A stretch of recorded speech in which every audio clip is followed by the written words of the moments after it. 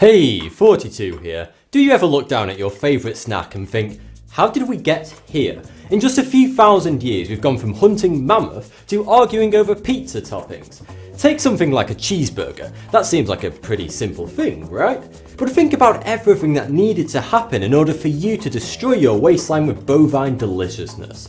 We needed to make the bread that rises, domesticate cattle, extract sugar for the ketchup, and this is before we even get onto the cheese. Who worked out that squeezing a cow's nipples and letting it go mouldy would turn out to be one of the greatest joys in the universe? Let's be honest, food is weird. So let's look at 6 things that completely changed how we eat. Obviously, the first major step was when we learnt how to control fire. Despite what raw food enthusiasts may tell you, cooking is vital to our development as a species. The chemical changes that it creates enable us to absorb a far higher amount of useful energy, which is how we were able to make the evolutionary jump to having such gigantic brains, which gobble energy even if you're just sitting there staring at the wall. You know, like Friday nights.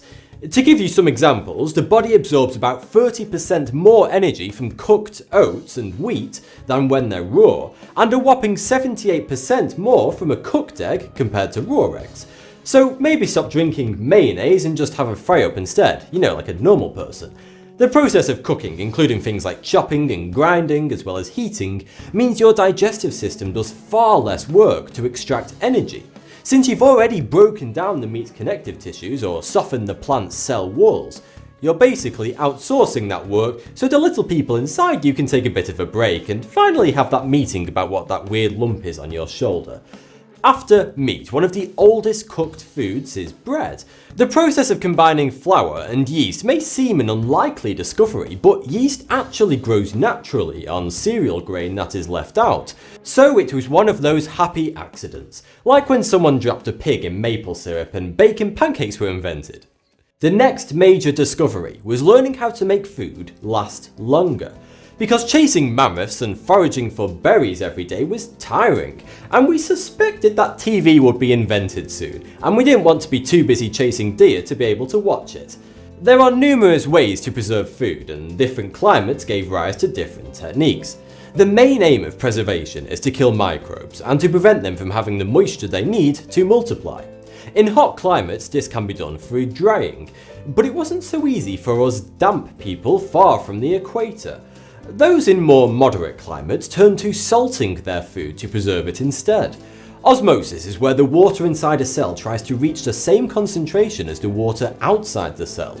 So when you salt a meat, the moisture outside the cells has more salt than the moisture inside the cells, so the water is drawn out through the semi-permeable cell wall to try and balance it out.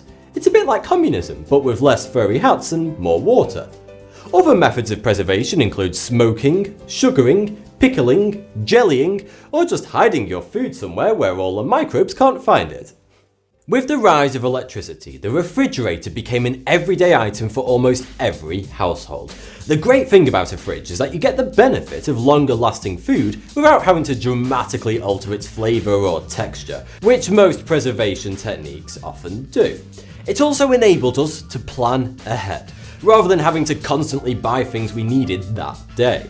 Scottish physician William Cullen is considered the founding father of the fridge, since he gave the first recorded demonstration of artificial refrigeration back in 1756. The modern fridge works by pumping a coolant through a series of evaporator and condenser coils. Soon we will embrace the futuristic power of the smart fridge, where you will be able to text your device on your way home to see if you're out of milk. And it'll probably start hiding the cheese if it thinks you put a few pounds on.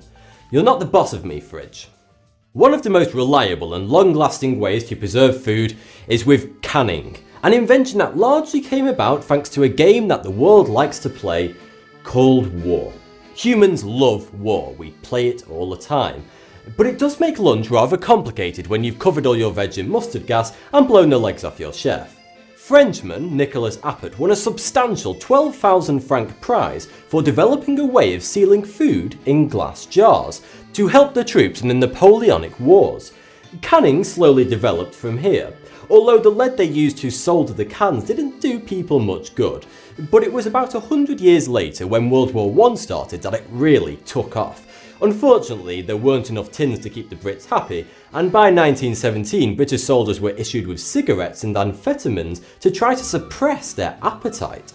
Both world wars had a major effect on food, especially in Britain, since we imported a large percentage of our produce. Rationing during World War II greatly reduced the availability of a lot of products, so much so that many children thought that fruits such as the banana were fairy tale inventions that didn't actually exist, since they had never actually seen one. Rationing went on until 1954 in the UK, and this is largely how the British ended up with such a poor culinary reputation around the world. The food was incredibly boring because there weren't many options, and it took us a long while to get out of that habit. Next up is not a technique, but the one man who has had the biggest influence on food all around the world is Auguste Escoffier. His book Le Guide culinaire, published in 1903, broke down the methods and techniques that make up all classical cookery. It forms the basis of classical chef training to this day. In 1890, Escoffier moved to London to take control of the kitchens at the Savoy Hotel. His system of organising a kitchen had a huge impact on their safety and on the consistency of the food. By breaking the cooking process into sections, each chef became part of a team who oversaw only a few small parts of the meal, enabling them to perfect it and repeat it. Before Escoffier, it had all been a bit hectic, and you'd be lucky to get a sandwich without someone chopping off a finger and getting hair in the butter. Dining at the Savoy became hugely popular and was what started London's restaurant culture, since before this, aristocratic families would have their very own chefs and eat in their own grand houses. But with the draw of great cooks, hotels began to get crowds of excited diners, and so the fine dining restaurants came after. Without Escoffier, the emperor of chefs, there'd be no Long Clume, no Gordon Ramsay, and no cheeky Nando's. When your tummy is rumbling and you scroll through all the things that you could possibly eat in your head, pizza, tacos, ramen, a kebab, a curry, sushi, you soon realise that the one thing that affects what we eat today more than anything else is immigration. There has certainly been a long history of ingredients being discovered and included in national cuisines. Just look at potatoes, sugar, rice. But it is the people who bring the rich history of the food and the new ways of preparing it that really increase a country's eating vocabulary. The Italians gave New York a lot of its famed cuisine, and try taking a Californian to a Mexican restaurant outside of their own state. You'll get more tutting than at a political debate. Curry is now one of Great Britain's leading national dishes, and the famous chicken tikka masala, one of Britain's most eaten dishes, was something invented here as part of the influence of immigrants. But it's not actually an Indian dish. So who knows what exciting new dishes will be invented in the next 10 years thanks to the power of shared knowledge. Food preparation has been rather basic up until now. It's only in recent years that we've started experimenting with how technology can shape our food, from sous vide to sperification. Perhaps in the future we'll be able to grow perfect steaks in jars, and splice wheat DNA with a deep fat fryer so we can grow donuts in our own garden. Well, one can dream at least.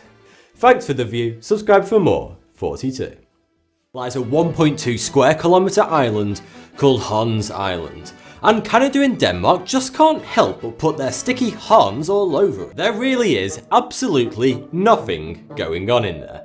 Scientists have discovered that the beloved koala bear may be the least intelligent mammal on the planet.